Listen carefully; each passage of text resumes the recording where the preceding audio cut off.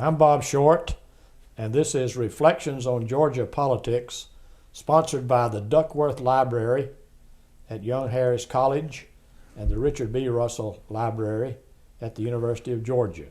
Our guest is Reid Harris, state representative and environmentalist who has authored a book on the preservation of Georgia's marshes. Welcome, Reid. We're delighted to have you. Bob, I'm glad to see you after all these years. It's been a while. Surely has. Let's get started by having you tell us about growing up here in the Brunswick area. All right, sir. I was born to Augustus Middleton Harris and Edna Walker Harris. My father was a banker. He rose from the lowest ranks of the banks up to being chairman of the board of First National Bank of Brunswick. My mother and dad had 3 children, my brother Middleton, my sister Ann, and myself. I went through school in Brunswick, graduated from Glenn Academy in 1948, left Glenn Academy and went to the University of North Carolina at Chapel Hill, got a degree. I went to Chapel Hill to study music, of all things. Wanted to be a music major, but it didn't turn out. So I graduated in political science with a minor in languages, taking Spanish and German. After college, I joined the Army Security Agency and was stationed at the Presidio of Monterey in California at the Army Language School, became fluent in Russian. After service, I decided to become a lawyer and went to Emory University. I married Doris Nelms, and the 3rd month in law school, graduated with a Doctor of Laws degrees from Emory. And Doris and I had 3 children. The oldest is Reid Jr., and I had a son, Michael Middleton, named for his granddaddy, and Douglas Howell, all of whom live on St. Simon's. When I started practicing law, I went to a law firm in Brunswick that was headed by a man named Charles L. Gowen. Mr. Gowen had been a representative from Glenn County to the Georgia legislature for some 20-odd years and was chairman of the Judiciary Committee of the House. He was the principal author of the 1945 Georgia Constitution, and he ran for governor and was defeated by Marvin Griffin. That was back in the 1950s. After I'd been with the law firm for about 3 years, Mr. Gowen was called to come to King and Spalding in Atlanta and practice law up there when Griffin Bell left to go on the Court of Appeals. Knowing Mr. Gowen and his background and what service he had performed in the General Assembly, I decided after the then serving representative was going to step down, his name was Billy Killian, he decided to step down, and so I determined to run for his spot. And I was elected in 1963, served for 6 years in the General Assembly. During my time of service, I was mainly concerned with the affairs of the Judiciary Committee in the House. And during that period of time, we passed a new corporate code that has to do with setting up and maintaining corporations in Georgia. Passed the criminal code, which has to do with what penalties people get when they do the wrong thing. A criminal practice code, how you try people for crimes committed. We did a Appellate Practice Act, which governs all appeals to the Court of Appeals and Supreme Court of Georgia. And we completely redid the Civil Practice Act, which controls all of trials in constitutional courts around the state, and is patterned on the federal system of practice. In 1968, I had been down to Florida and had seen the havoc wreaked by phosphate mining. I came back to the General Assembly and put in the hopper the idea or a resolution to see if we ought to have strip mining control in the state of Georgia. That resolution didn't see the light of day. I put it in the next year, and the guy that had really opposed it and been a friend of the Speaker's decided that he'd go along with me because he could sell more equipment to the miners. And so that resolution passed, and in 1968, the Surface Mining Land Use Act was passed for Georgia, controlling how the mines were left when the ore had been taken out. During that period of time, I worked with Rock Howard, who was then the head of water quality control. We visited phosphate mines in Florida, iron mines in Alabama and Georgia, kaolin mines in Georgia, and quarries of marble and granite in Georgia. And so that Lester Maddox signed that act after the General Assembly passed it. Well, I thought strip mining was over. I thought we got that under control. Unfortunately, that April, after that law was put into effect, Kerr-McGee Corporation from Oklahoma came to Georgia, and they wanted to mine phosphate on the coast. It was sort of leased from the State Mineral Leasing Commission. A lot of us got up in arms because we were afraid that mining at the depths they proposed Rock Howard with water quality said if they mine at 70 feet and beyond, that the fresh water supply could be contaminated with salt water. And so he opposed it vigorously.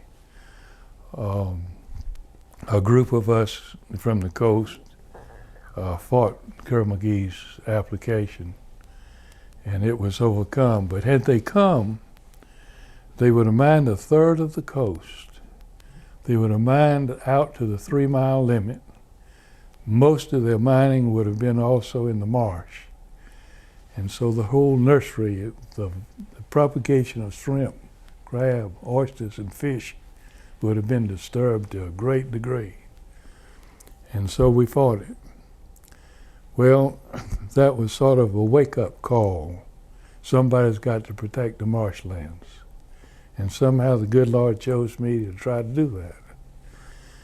So in 1969, I put a bill in the hopper to control the mining of the marsh or any alteration of the marsh. The bill was not liked locally. The Chamber of Commerce was against me. The city fathers were against me. The county fathers were against me. All the industry was against me. And so we had hearings in Atlanta by the committee to which the bill had been referred. And lots of folks came from Glenn County up and testified against the bill.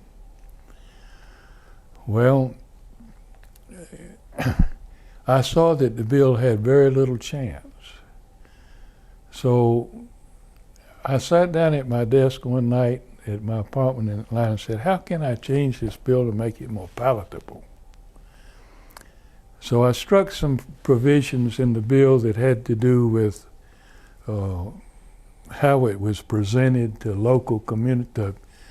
The desire to mine was presented to the local community, and provided that anybody that could show by an title insurance policy that they owned the marsh could present that policy to the Secretary of State of Georgia, and he'd issue a permit to mine it. But I knew that no title insurance company in the country would write a policy ensuring title ownership in anybody. But people in the legislature didn't understand that. They said, well, if fella can prove he owns it, he ought to be able to mine it. If he can't prove he owns it, he shouldn't be allowed to mine it. So I got that bill through.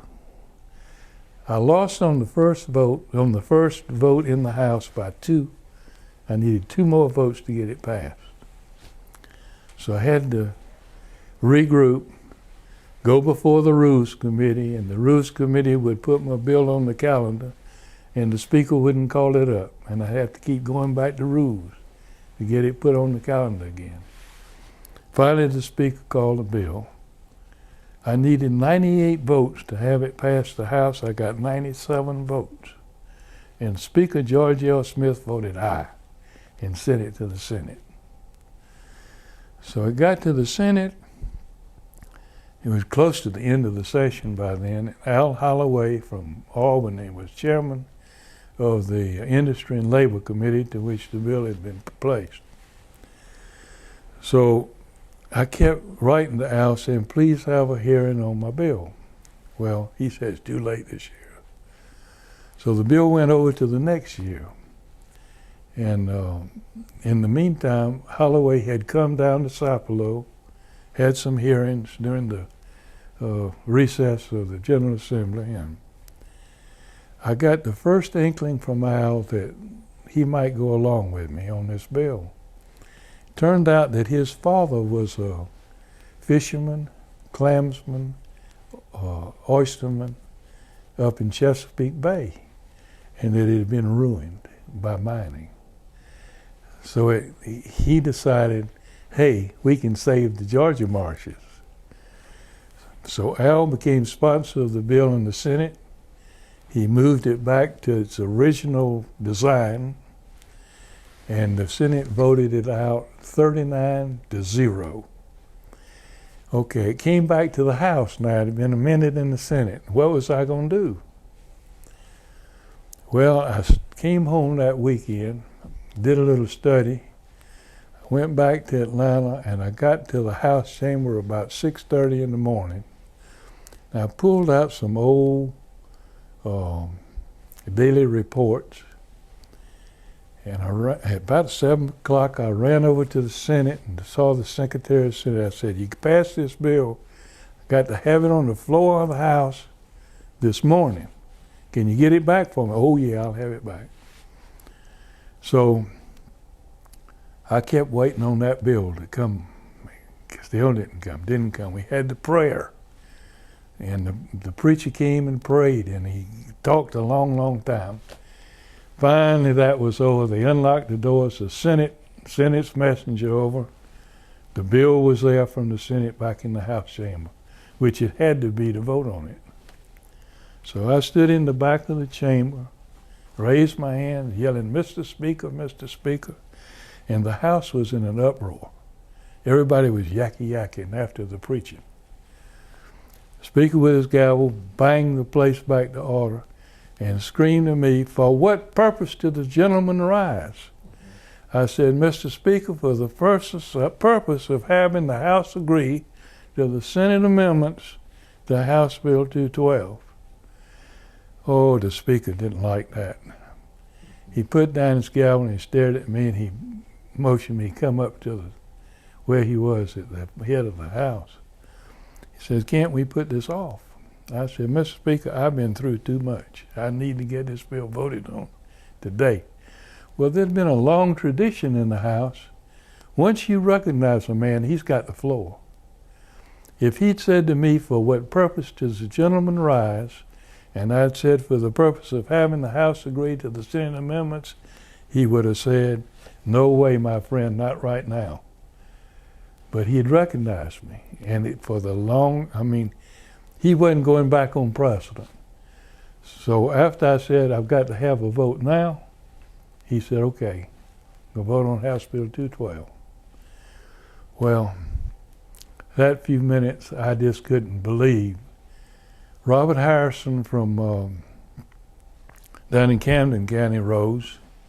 He said, Mr. Speaker, we have not seen what the Senate did to this bill. And the Speaker said, well, that's not a motion. What does the man have in mind? He said, Mr. Speaker, I move that we print this bill. Gentleman has that right. So the Speaker said, oh, there's a motion on the floor, gentlemen. Shall this bill be now printed? House voted it down. Then the Speaker said, are there any other objections? Silence. The question is on the passage of House Bill 212, as amended by the Senate. All in favor vote aye, and all opposed vote nay. They voted 133 for the bill. The bill had passed the House and Senate. All right, now it's got to go to the governor. So, time went by, legislature adjourned. Bill still hadn't been sent to the governor. I kept trying to check, when is it going? He had only a certain amount of time within to either sign or veto it. So then I got word from the Atlanta Constitution, the governor was going to veto the bill. Well, I got on the phone and I called George Bagby, who was head of Game and Fish, called Jane Yarn, who had been very active in getting the bill passed. Called all the folks I could think of to get in touch with the governor, please don't veto the bill. So then Zell Miller called me, I don't know, it was on the next to last day before the governor could veto it or sign it into law. Said, Reid, I want you to come to Atlanta. He said, the governor's going to act on your bill one way or the other. I said, what's he going to do, Zell? He said, I don't have a clue. So I flew up to Atlanta, went in the governor's office. Governor never knew my name. He always called me Chief. I think he called everybody Chief. He said, this is a very controversial bill. I said, the governor, nobody knows it better than I do. He said, where are my pens? So he got the pens, signed, took several pens and signed on the dotted line, and the bill became law. After over a 2-year fight, with me bloody as I could be. That's very interesting. If you will, let's go back for a minute to the ownership of Georgia's marshes. Okay. Historically, in Great Britain, the king had title to all lands. When it came to places like rivers and marshes, the king kept them open for public use, for the fishery and for navigation. When we went through the Revolutionary War, the king lost all control. When we won the Revolutionary War, the king lost all control of everything in the United States. And what he owned reverted to ownership of the states, so that Georgia became the owner of its marshes. There were very few grants given. They are still recorded in the Secretary of State's office, now in the Archives Department. But you can go look and read those grants, and they are so indeterminate. You really can't find the ground that was granted. So, title insurance companies, which generally insure titles, wouldn't insure title to marsh. They said it belongs to the state.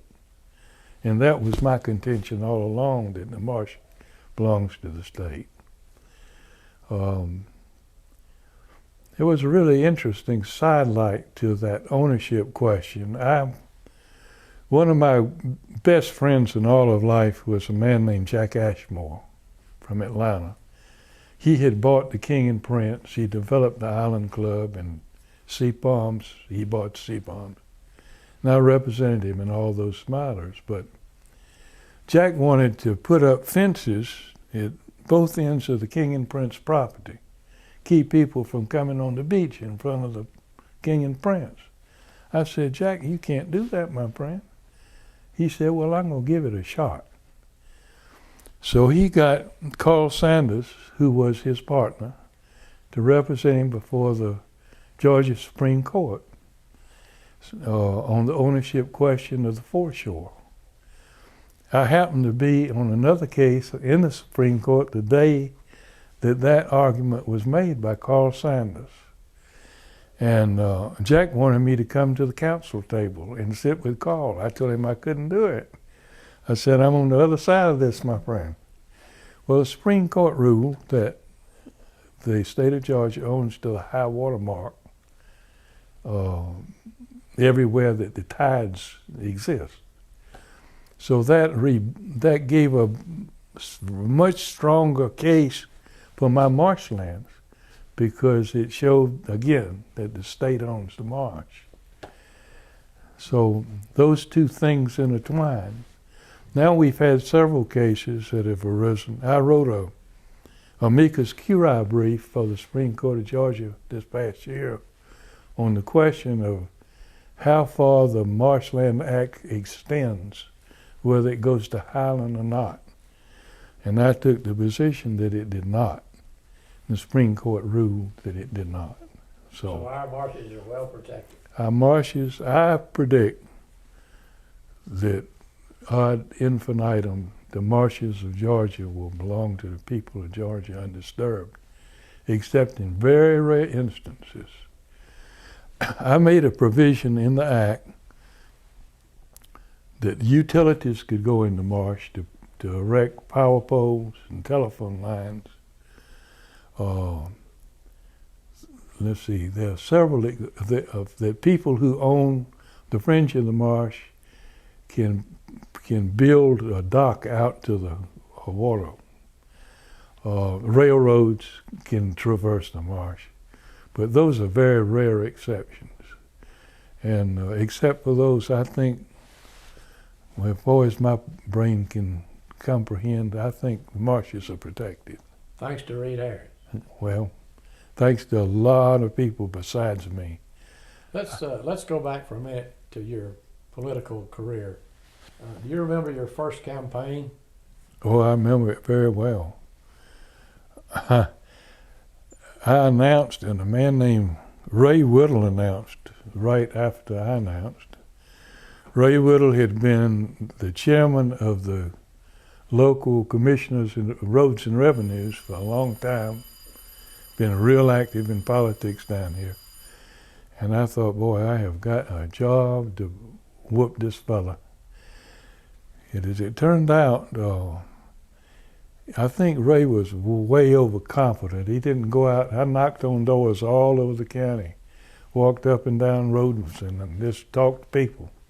And I never saw Ray on the campaign trail. That got him, I think. And then the fact that that it was evident from tax executions that he had not paid his state and county taxes, even as a tax commissioner. People didn't like that. So they elected me, and kept electing me, thank goodness. So you went to Atlanta. What was it like up there? What was your impression when you arrived at the state capitol? Strangely enough, I'd never been in the building. And I can remember the first day so well, because at that time the Capitol was absolutely open to anybody that wanted to come in, the doors. And they had all kind of children in the Capitol running and screaming and standing around the stairs getting their pictures taken, and lobbyists everywhere, just particularly outside the House chamber and the Senate chamber. And then that big old room that I walked into where the House sits was something to behold. I don't know. It's a strange thing. I really felt at home, like I belonged there. And then I got to know certain fantastic people, It's unbelievable how there's such a conglomerate of folks that serve in the legislature. I'll tell you one little story to show you the difference in people. There was a farmer that was there during the time of daylight saving times being voted on. And he made a speech on the floor of the House, and he said, if you change this time, you're going to ruin the crops of the state of Georgia, because the sunshine won't shine on the crops enough each day. And he was dead serious. Tell us about some of the people with whom you served. Well, Elliot Levitas is probably, I hope Elliot doesn't see this tape, but Elliot is one of the most brilliant men I've ever met in my life. Elliot's a Rhodes Scholar. I was looking on the net the other day at what Elliot has been doing. He's been to Turkey, Czechoslovakia, Poland. You know, the world has been his oyster. I mean, literally.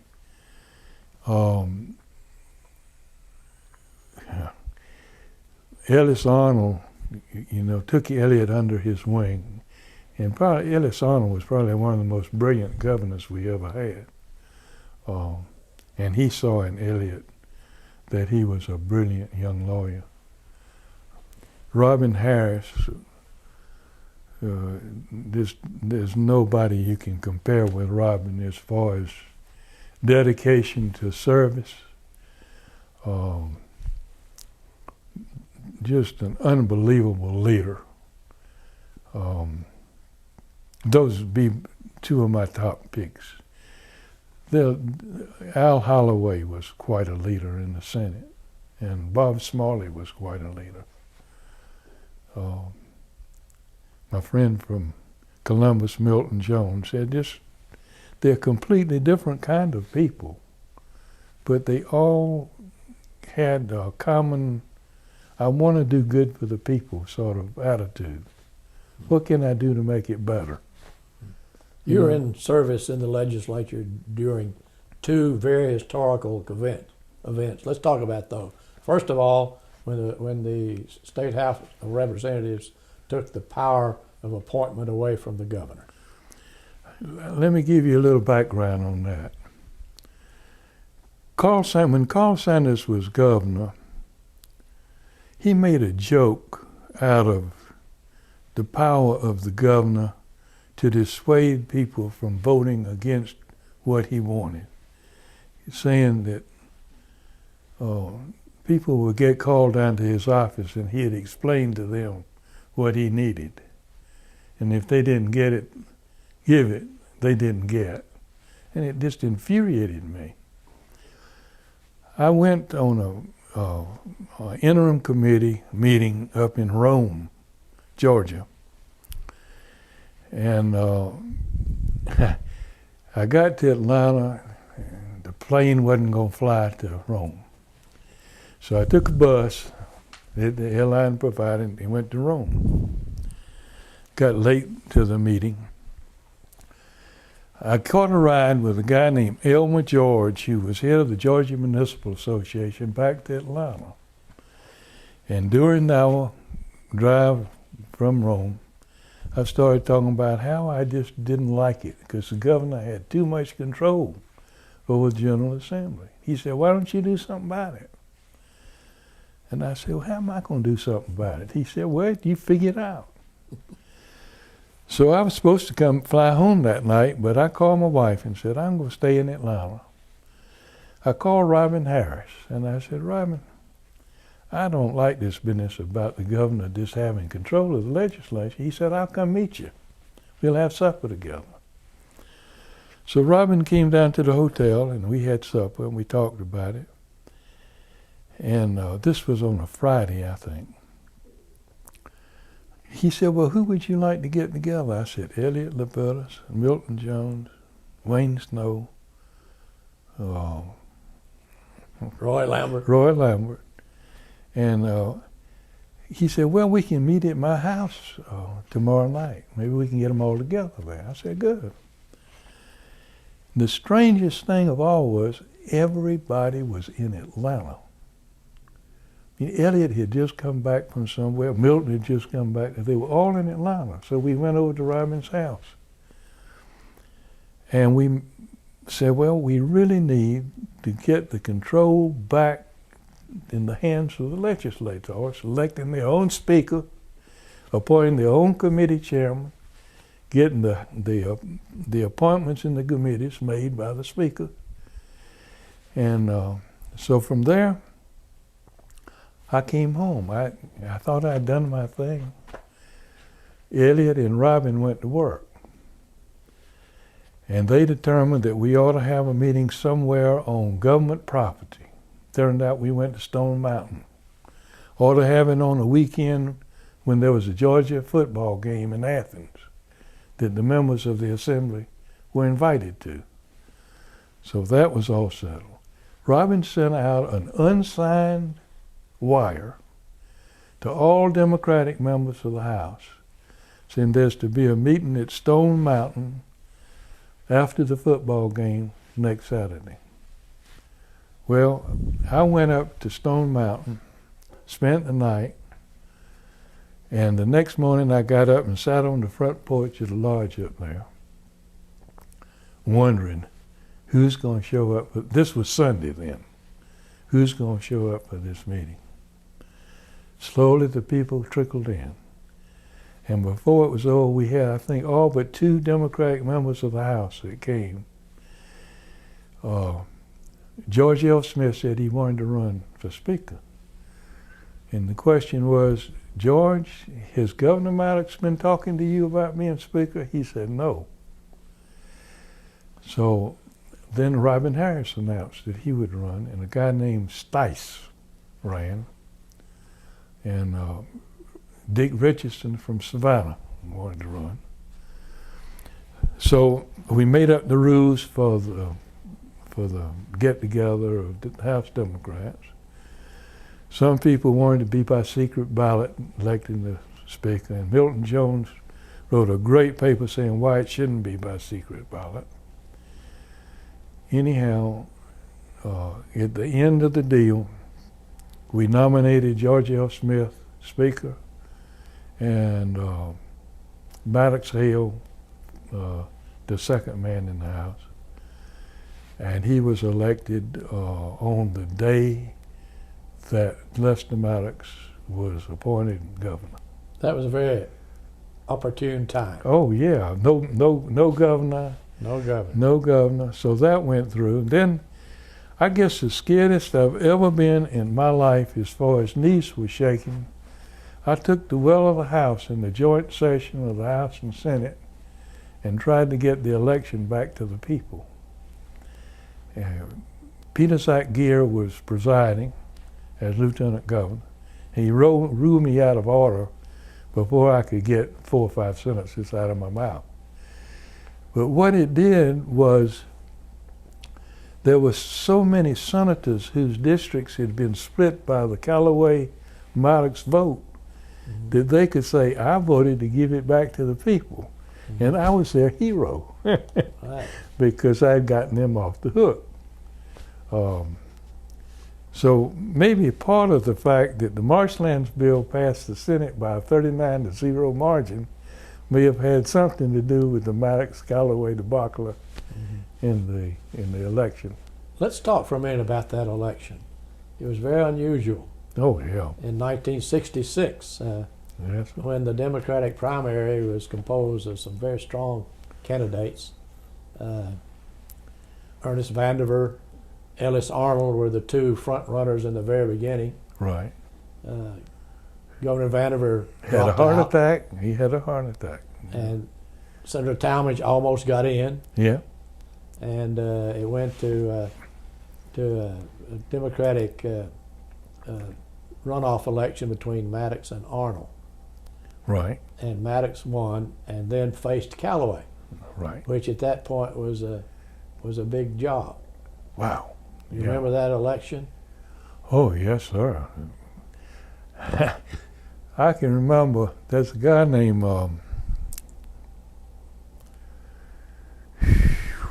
he left the House and went to the Senate from Atlanta. Can we hold this just a minute? Let me look up his name.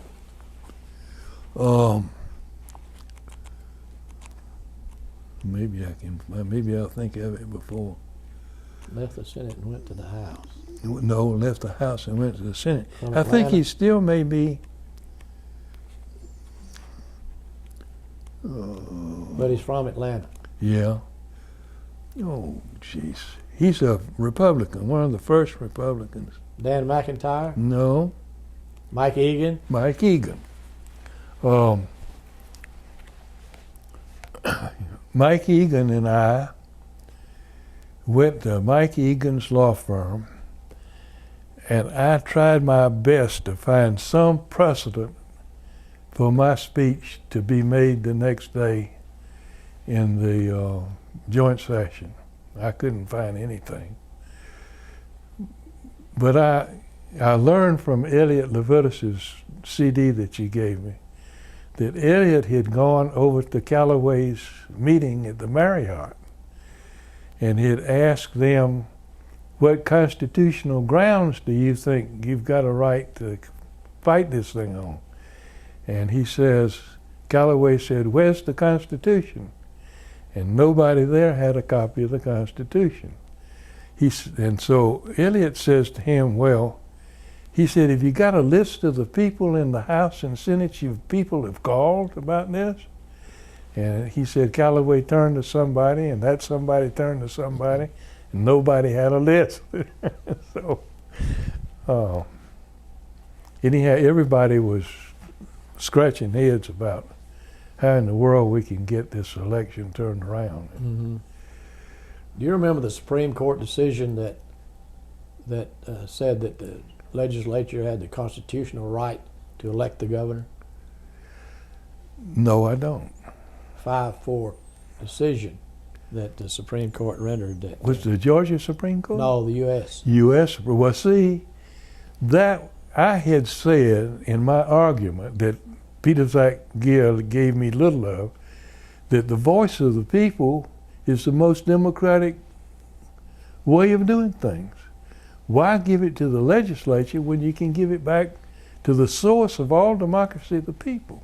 Mm-hmm. So the Supreme Court, I didn't realize that it had been decided that way. Yeah, they decided that. That was a lawsuit that was filed by some Callaway supporters who felt that they were being shortchanged because it was going to a Democratic legislature.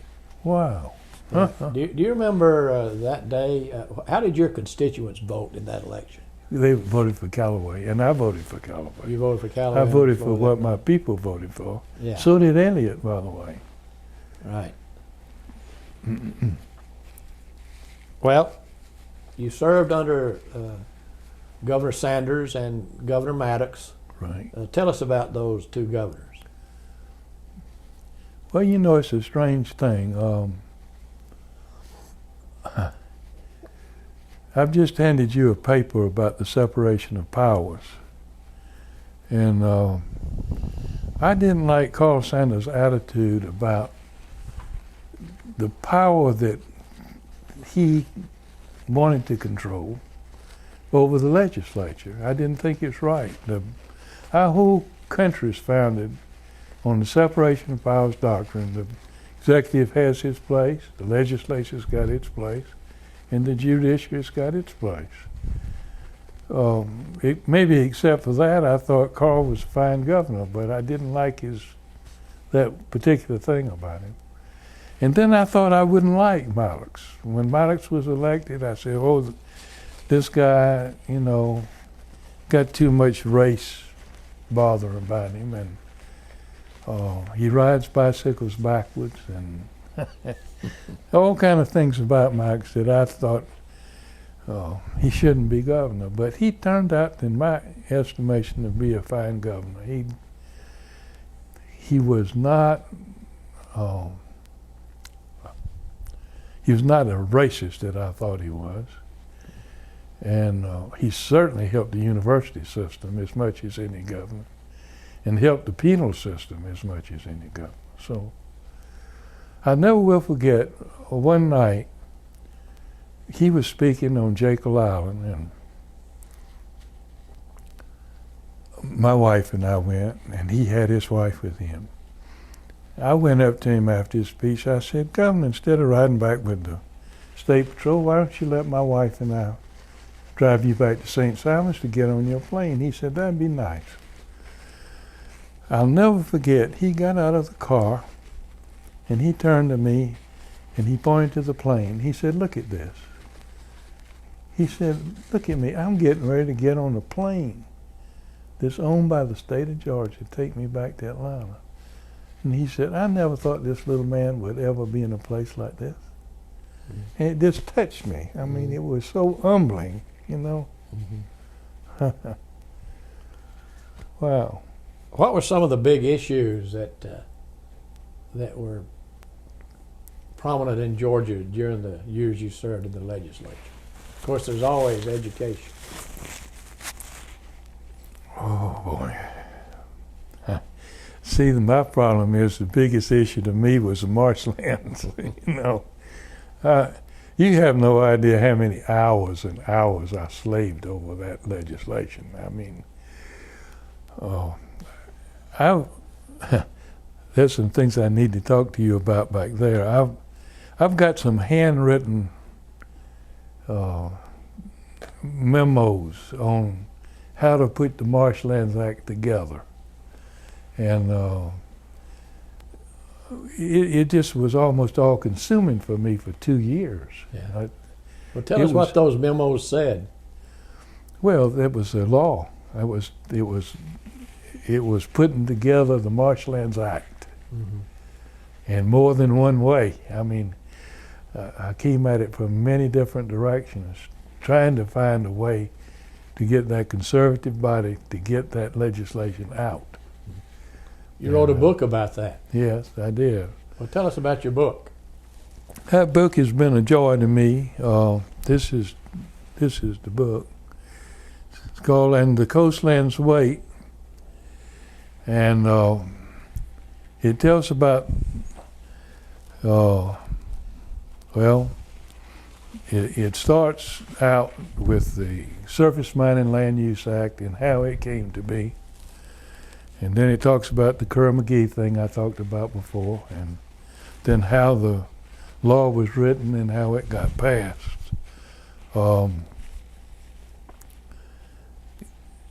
I had come home from the General Assembly in 1968 after the passage of the Surface Mining Land Use Act, and I had a telegram in my pocket from my senior partner in the law firm. And I wondered what in the world he was doing calling a meeting on a Saturday morning. So I went in the meeting with my senior partner and the other partners, and the senior partner lit his early morning cigar, looked at me and he says, "You're not running for the General Assembly again?" I said, "Sir?" He said, "You're not to run for the General Assembly again. What is your answer to me?" I said, "Sir, I can't give you an answer now. I'll give you an answer next Monday." So I came over to the island and I walked the beach. And I came home and I told my wife what they had said. I said, maybe I can make some concessions and I need to run another 2 years for another 2-year term. She says, "You can't go back over there. It'll never work." I said, "Well, maybe it will." So I made some concessions on salary and some other things. They said no. I said, "When do you want me to leave?" And this was, I guess, March. They said, "Hey, wait, at least by the 1st of June. I said, "Fine." It's the greatest thing ever happened to me. I set up my own shop. You couldn't believe the clients I got. I mean, you can tell this place here didn't come cheap. I had some of the finest clients in this whole state. And they just flocked to me because of the fight I had put up. And so that's that story. But you ran. Oh yeah, I ran. And you were elected. And I was elected. And and I got the Marshlands Act passed. And there was a strange thing about that firm. They lasted together for another few years, and then they just broke all to pieces. I mean, just went asunder. That was the Gowan firm? Right. After he left, it's a firm called Conyers, Findig, Dickey, and Harris. And I was the Harris. I've been there 10 years, and I learned a lot. Who are your new partners? Really, that never did work for me. I had some people, but it just didn't turn out. I mostly practiced by myself. I moved to the island, and when the Ashmores came and opened a shop over here. But So you went back for another term, and then you decided not to run again. then I decided that I had to come home. A lot of people think that legislators make money. They don't make enough to live on by any means. By that time, I had 3 sons. And I had to make a living. So I had thoughts back then, and this might sound peculiar, of running for governor. Because I knew people all over the state. And a lot of people thought I was a man of courage, I guess. And a lot of people were encouraging me to run. Mm-hmm. I came home and talked to my wife about it. She said, "Reid, please don't do that. Please don't do that." She said, "We got these 3 kids here, and I just really don't want you out there." So I said, "Okay, I won't." That would have been 1974? No, that would have been, well, let's see. Oh, I'd have been up against Carter, and that would have been it. You know, so good thing I didn't.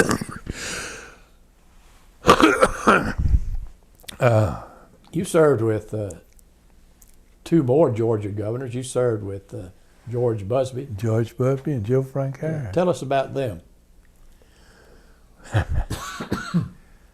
I don't have too much to say. Joe Frank was really laid back while I was in the House. I never knew him well. And Busby was, he was floor leader under Carl Sanders and head of judiciary. But I never, I knew Al Holloway, who roomed with George, much better than I knew George. George was a hard man to know. I mean, he's not a guy you got close to, except for very few people. So I really wasn't close to them. I've named the people that I was real close to. So what was life like after your public service? Well, for a long time I was persona non grata in Glenn County, as far as public people were concerned. The chamber didn't like me. The powers that be didn't like me at all.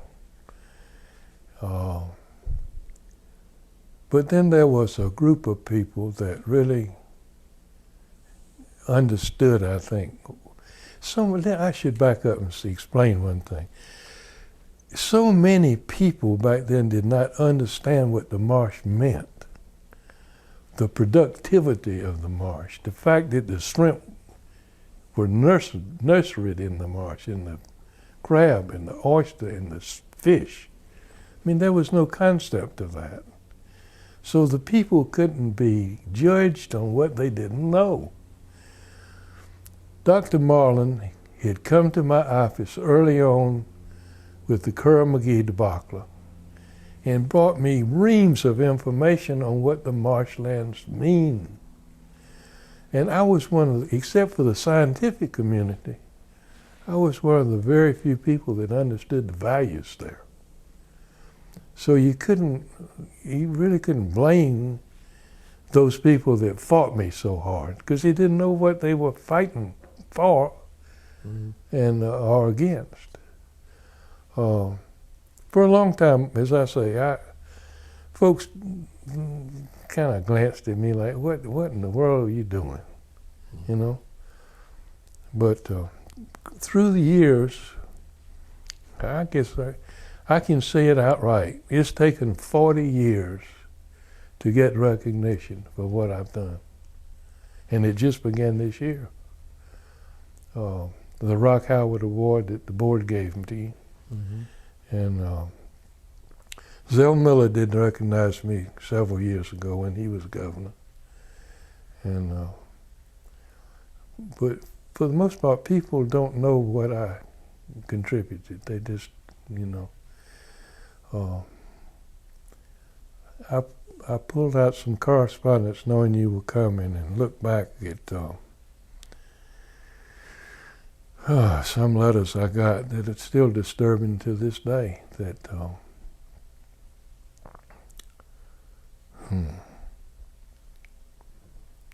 hurtful. But you did continue practicing law. Oh yeah. Well, it's a strange world. I stopped practicing law in 1985. I had a problem with my eyes, and I went to Emory I went to my local doctor. He said, "I don't know what to do for you," and he sent me to Emory. And I unfortunately got put with Dr. Kavanaugh, who was the head of the eye department at Emory.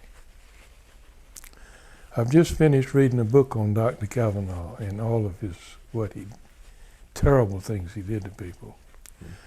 Dr. Kavanaugh put a fungus in my eye. He did a corneal transplant and put a fungus in the eye and see how long it would take to destroy that cornea. Of course, I didn't know what he had done. That cornea went bad, and I went back to him. He did another cornea and put another. And so that cornea got destroyed. Well, Dr. Kavanaugh wanted to start immediately to operate on my left eye. I said, let's get the right eye done right before we go over there.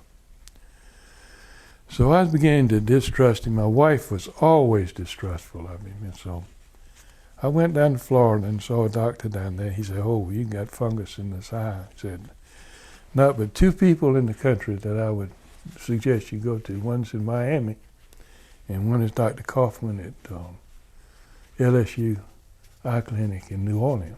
So I went down to Dr. Kaufman. Dr. Kaufman gave me the third corneal transplant that lasted for 2 years. And if I have ever met in my life two people who thought they were God, one was Dr. Kavanaugh and one was Dr. Kaufman. I mean, literally. The day after my surgery in New Orleans, I never will forget, Dr. Kaufman came in, had on his jodhpurs and boots and his riding crop, and his daughter in tow going out to ride horseback. Well, I'm blind, needless to say, I'm blind in the right eye. And all of that could have been avoided. But anyhow, that's the story of the eye. How would you like to be remembered? For the marshlands, that is a glorious thing that God has granted to mankind. You don't have to plow it, don't have to water it, don't have to fertilize it. You just go out there and get that good stuff to eat. And not many places on earth you can say that happens in. There are a lot of marine scientists now that say that the Georgia marshlands are the most productive areas on earth as far as the bounty it produces is concerned. And I can go when I got to go to the next world and think I did something for the aid of mankind. And It was a battle when it was going, but it ended right. Have we forgotten anything? I can't think of it. I'm about talked out to tell the truth. There's nothing else you want to talk about? Well, I can't think of it, except by my book. Well, Reid Harris, we're very much indebted to you for being with us today. Well, I thank you so much for coming. I really do appreciate being recognized after all this time. Good. Makes me feel good. Good.